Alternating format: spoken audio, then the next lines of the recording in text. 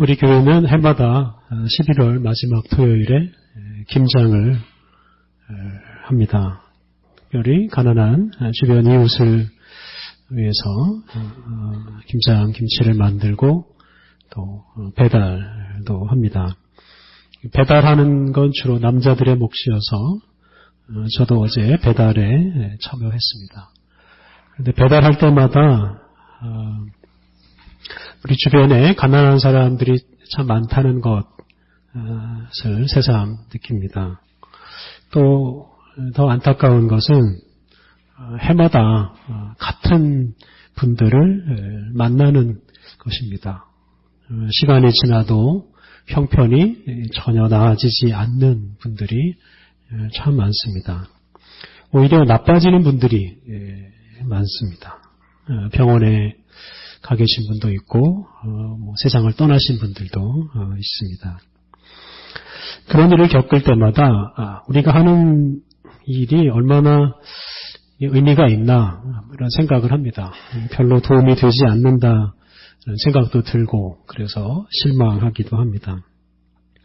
김치 10kg, 쌀 10kg 이걸로 그분들을 가난해서 구할 수가 없습니다.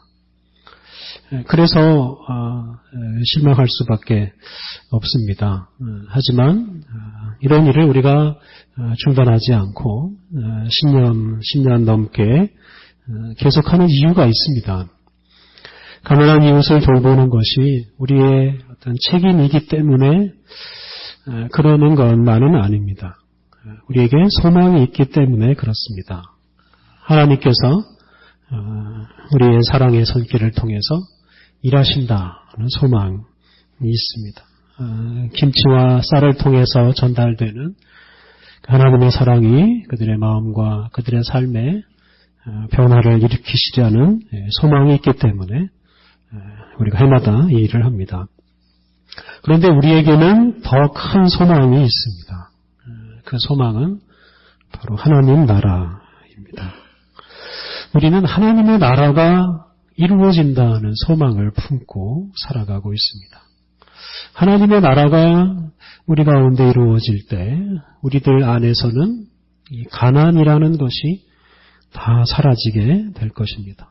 부자나 가난한 사람이나 구분이 없는 세상이 이루어질 것입니다. 그런 소망이 있기 때문에 비록 적은 것이지만 우리가 가진 것을 가난한 이웃들과 함께 나눕니다. 가난한 사람 하나도 없고 부자도 하나도 없고 모든 사람들이 다 부족할 것 없이 함께 살아간다는 그런 세상, 그런 하나님 나라를 소망으로 삼고 그 나라가 이루어진다는 소망을 품고 우리들이 가난한 이웃을 돌아보고 사랑하며 살아가고 있습니다.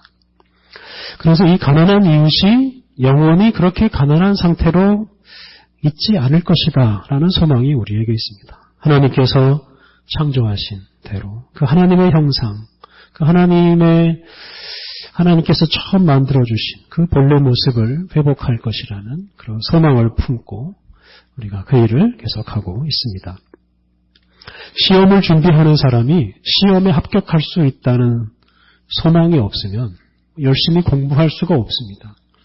떨어질 시험 준비를 굳이 할 이유가 없기 때문에 그렇습니다. 뭔가 소망이 있어야 공부도 열심히 할 수 있고 일도 열심히 할 수 있습니다. 우리의 신앙생활도 마찬가지입니다. 우리의 신앙생활을 이끌어가는 힘, 그것은 바로 하나님 나라의 소망입니다.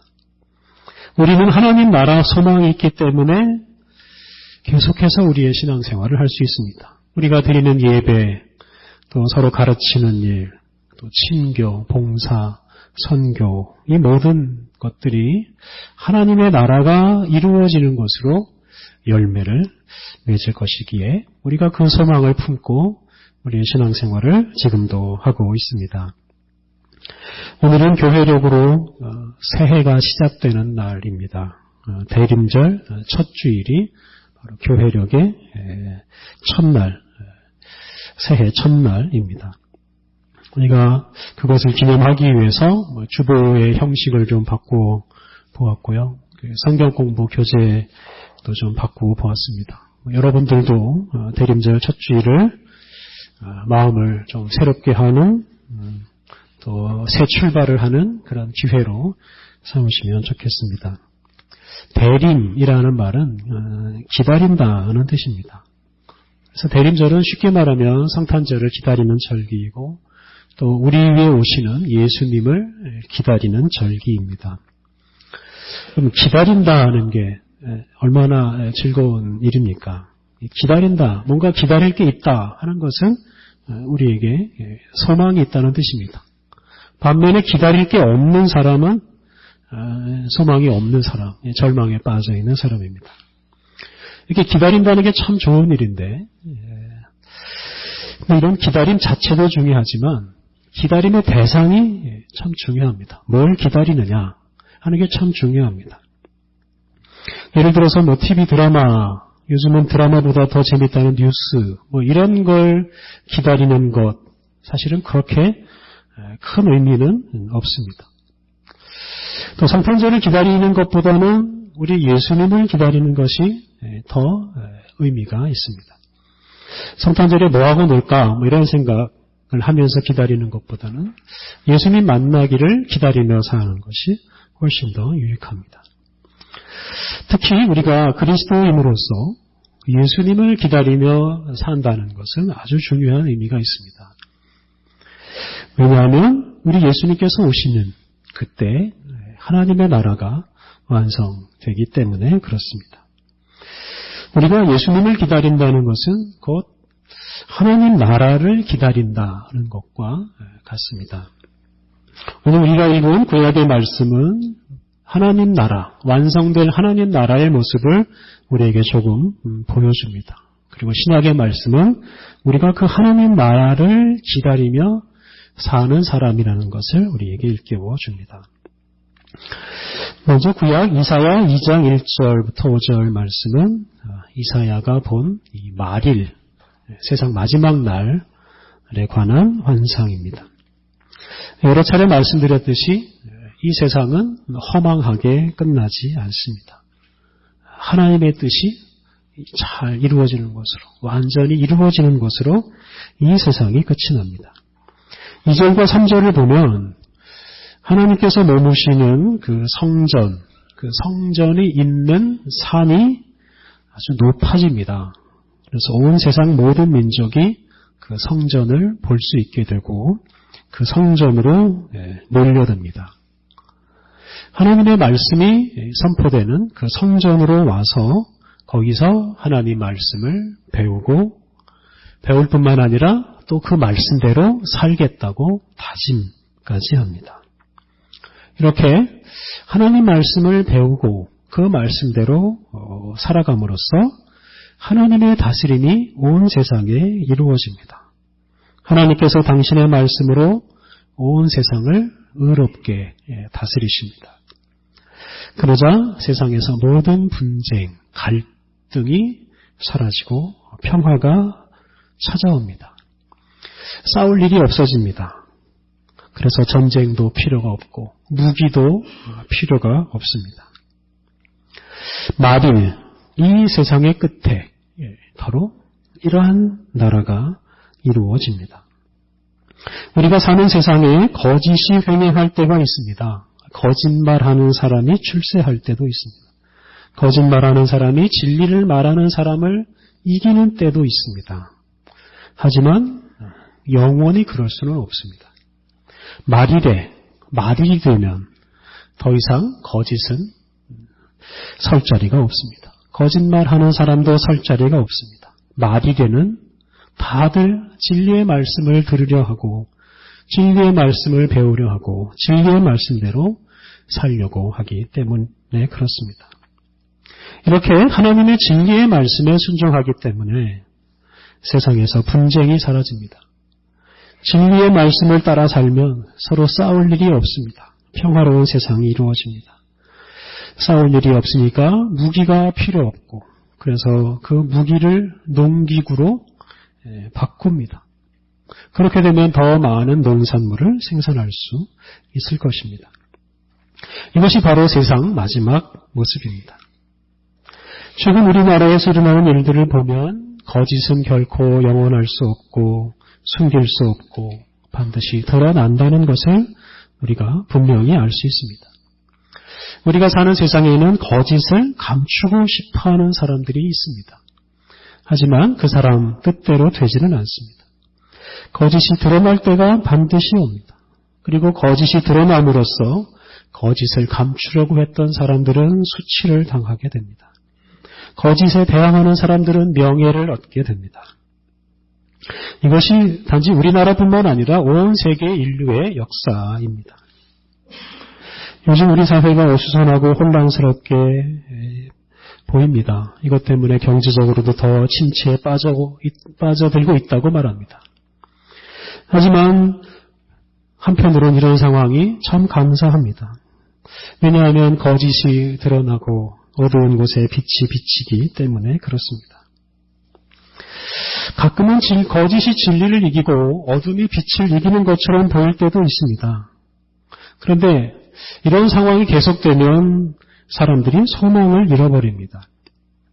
진리가 거짓을 이긴다는 소망을 잃어버립니다. 그리고 소망을 잃어버리면 거짓의 편에 서고 어둠 속으로 들어가게 됩니다. 그런데 그렇게 소망을 잃어버리고 거짓에 가담한 사람들은 언젠가는 수치를 당하고 맙니다. 소망을 잃어버리면 거짓에 빠지고 결국 부끄러움을 당하게 됩니다. 그러므로 진리가 거짓을 이기고 승리한다는 이런 소망을 품고 산다는 것이 얼마나 중요한 일인지 모릅니다. 소망을 품고 사는 사람만이 거짓의 유혹을 뿌리치고 진리를 따라 살아갈 수 있습니다. 오늘 읽은 신약의 말씀은 예수 그리스도를 믿는 우리 그리스도인들은 결코 소망을 잃지 않는 사람이고 나아가서 이 소망을 전하는 사람인 것을 우리에게 일깨워 줍니다. 오늘 읽은 신약의 말씀에서 중심 구절은 42절에 나오는 깨어있으라 하는 것입니다. 쉽게 생각하면 깨어있다는 건 잠을 자지 않는다는 것입니다. 어둠 속에서도 잠을 자지 않고 촛불을 들고 어둠을 밝히는 사람이 바로 깨어있는 사람입니다. 그런데 오늘 본문에서는 깨어있는 사람을 예수님을 기다리는 사람으로 표현하고 있습니다. 먹고 마시고 장가들고 시집가는 일에 빠져서 정신없이 사는 사람이 아니라 우리를 향해서 오시는 예수님을 기다리는 사람이 바로 깨어있는 사람입니다. 그런데 오늘 본문은 예수님이 오시는 날을 알 수 없다 하는 말씀으로 시작합니다.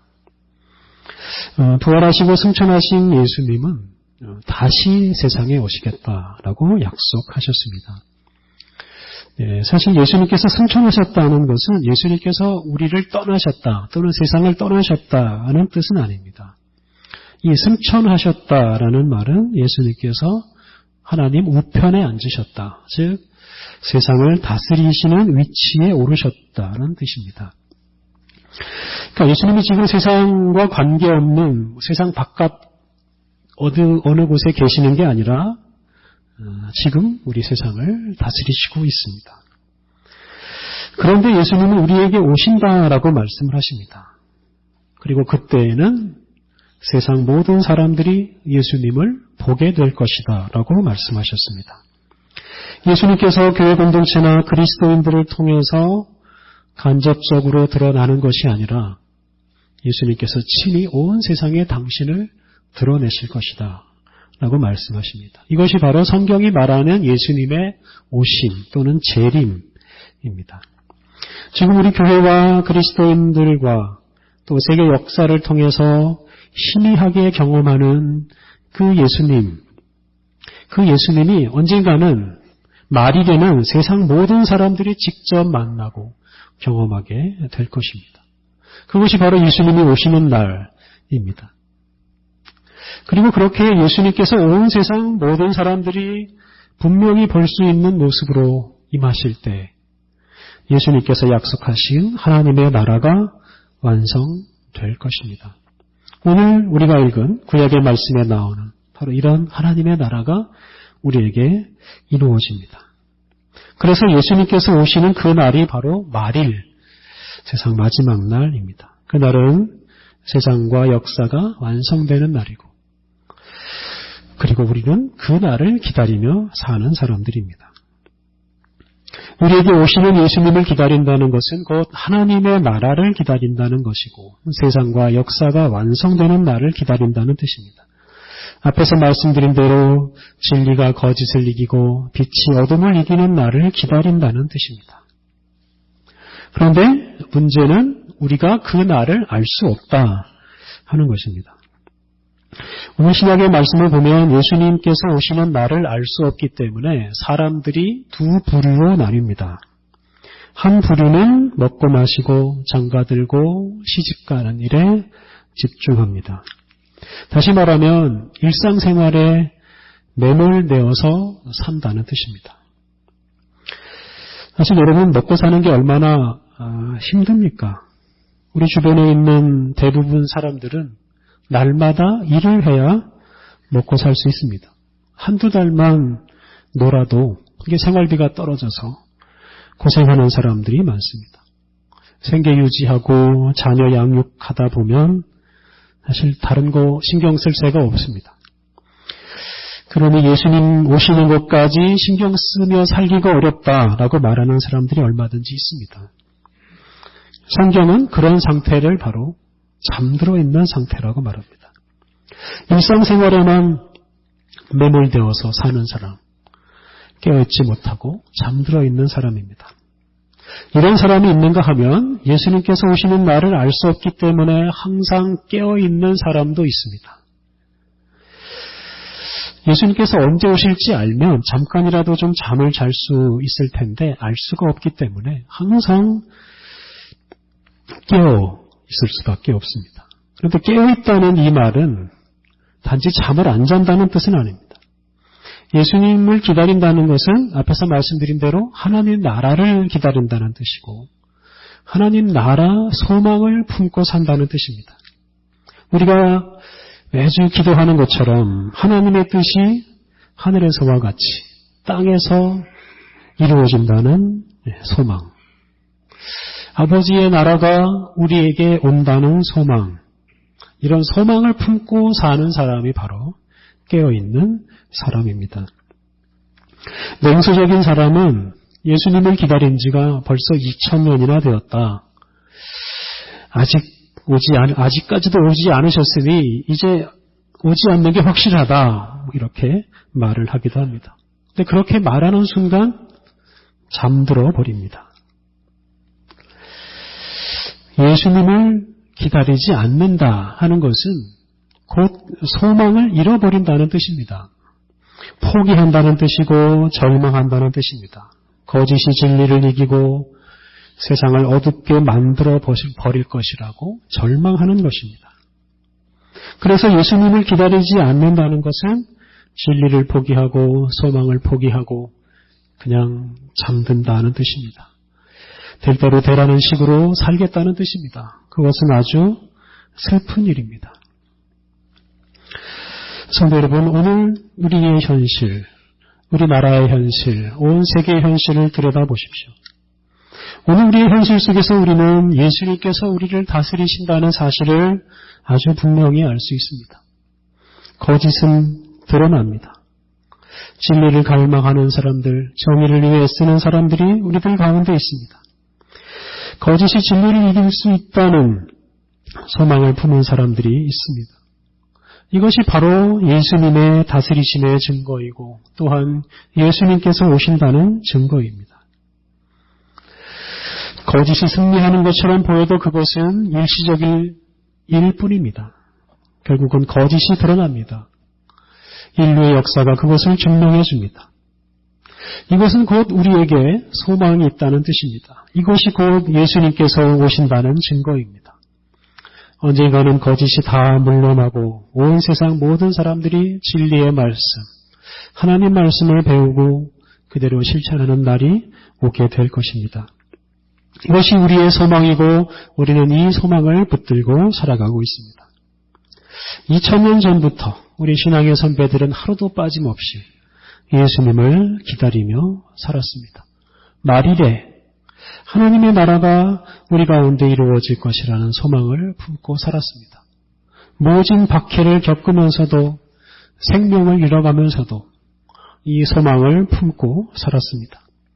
풍요로울 때 돈과 명예의 유혹을 잘 떨쳐버리고 풍요로운 재물이 많은 세상이 아니라 말일에 이루어질 하나님 나라 소망을 붙들고 살았습니다. 그리고 오늘 우리들이 그 소망을 이어가고 있습니다.